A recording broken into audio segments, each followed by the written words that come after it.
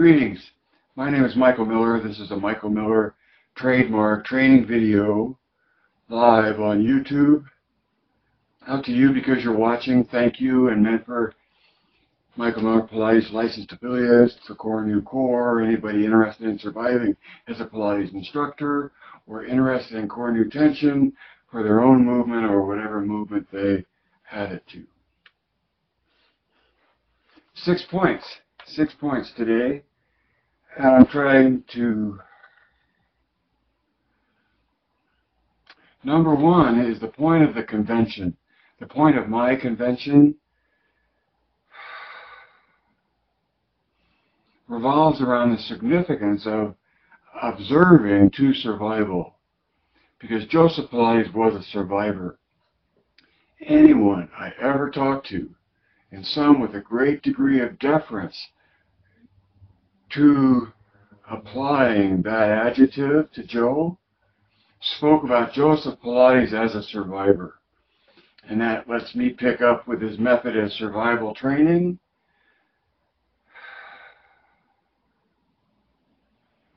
And that spirit, in the Michael Miller Pilates point of view, is the observer or observing the capacity in a human being to observe, just like the capacity to think and the capacity to be in your body.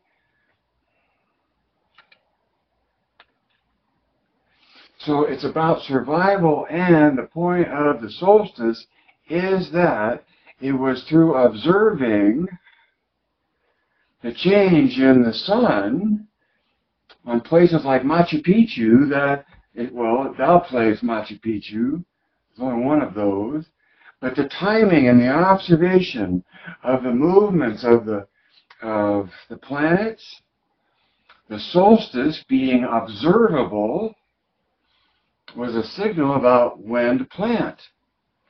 And it was a civilization that was immense across South America. That's why I celebrate Michael Miller Pilates, because intrinsic to Michael Miller Pilates is survival. Part of survival is observing, being present. And the complete coordination of those three capacities is what I take Joe to mean from his definition. And so the solstice is such it's such a precise moment in time, and it has a very big impact, or it's a very big difference, because the planet tilts as far as it's going to one way and starts tilting back the other. Momentous. Number two, why the resistance? So this is coming out of left field. This is a totally different subject. And I'm talking about why do I feel, and I don't know the answer, why do I feel there's a resistance to actually show the original work on social media?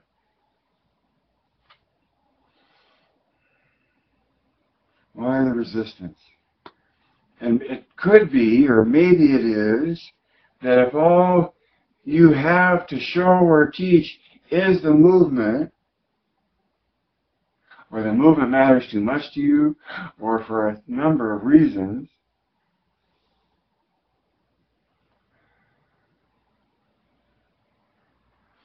I don't see much of the original work, someone expressing, part of the Joe sequence as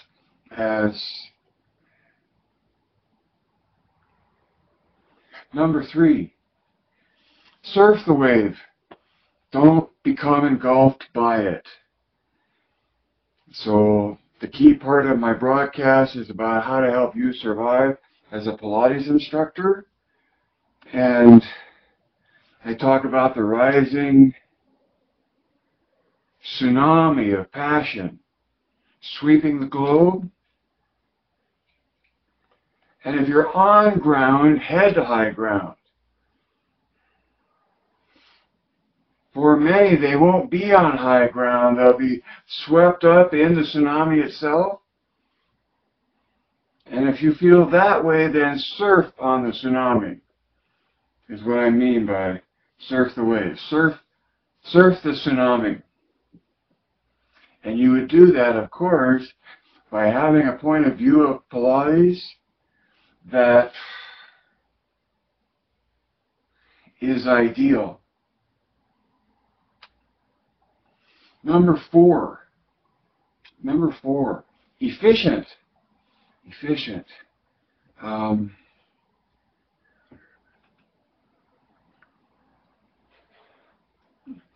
got to share a moment of silence with a gentleman named Alan Herdman in between workshops. And I know him as popularizing or promoting the notion that, or the fact that, Pilates is very efficient. So when it comes to wanting to express the great stuff about Pilates, or why it is what it is, or what is it that it is, from Alan Herdman I get and have had and held the prospect that doing Pilates is efficient.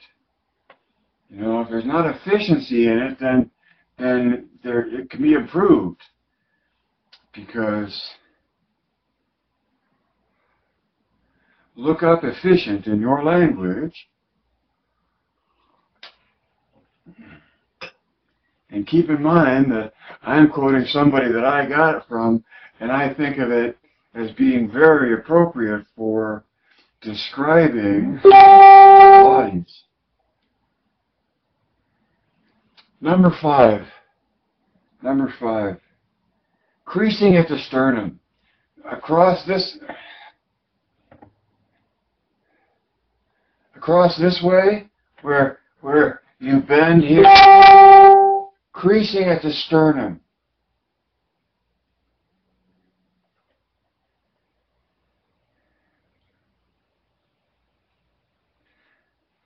Can be a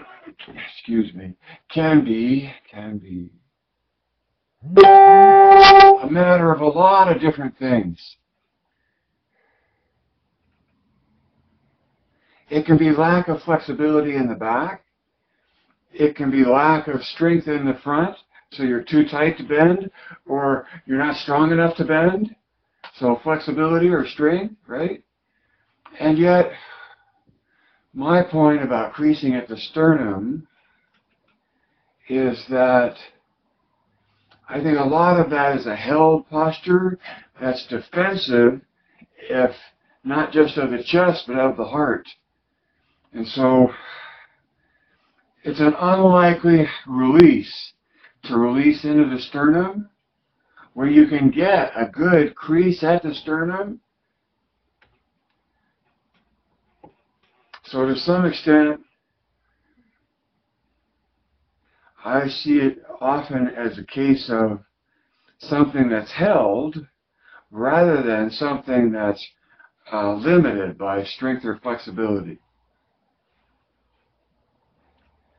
So finding a way to allow a student to find that release, like being pushed through on the Cadillac and having a pull strap back across the sternum as somebody's releasing into the bend forward, somewhere, somehow, finding release to allow the crease to occur. Number six, when the cake is done. And so,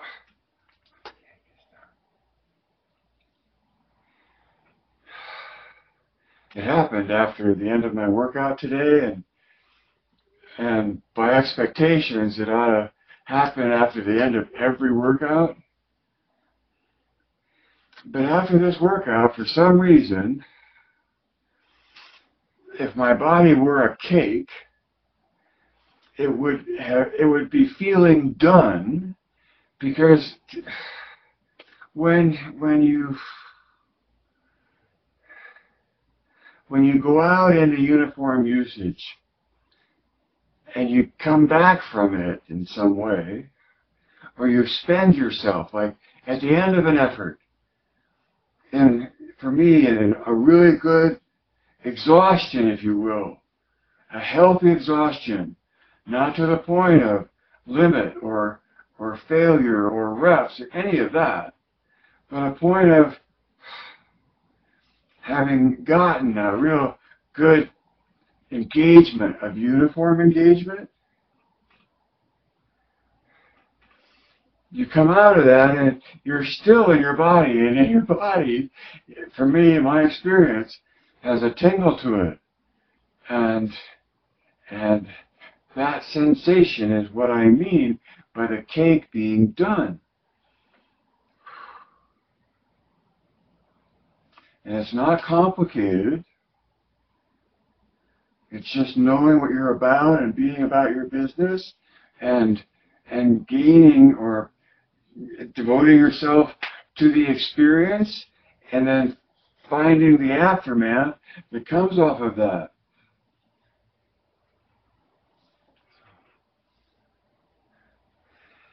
So, in summary, the convention is about survival being attached to observation of the world that's out there, of the physics and the planets and the timing of the world that we're in.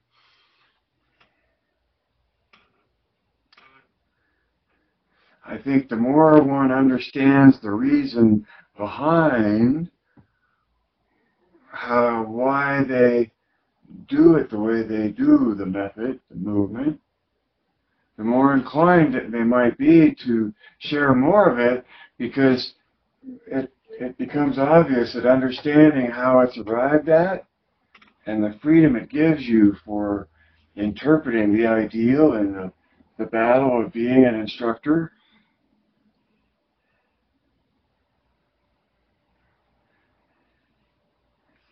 So surf the wave, don't be engulfed by it. Embrace the efficiency of the method, all of it, what it is, what you do, the order that you do it in, how efficient that is. Creasing at the sternum, finding how to release to that, if not encumbered by strength or flexibility, and that when the cake is done, you've created enough uniform engagement in your body that there's this tingle in the whole body as a sensation. And I think it's chemical from the exhaustion of the musculature having been uniformly engaged. And I have no science to back that up, and I'm just sharing my experience of it, and that it's a common experience in the pursuit of Pilates to come out of a workout and feel well baked, right? All right. Life can't live forever.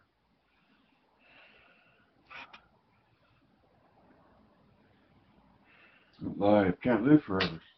Read between the lines. See behind the curtain. Add 2 and 2.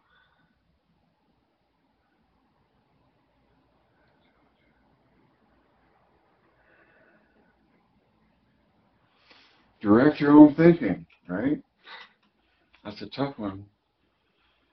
And that's why I leave you with Geist.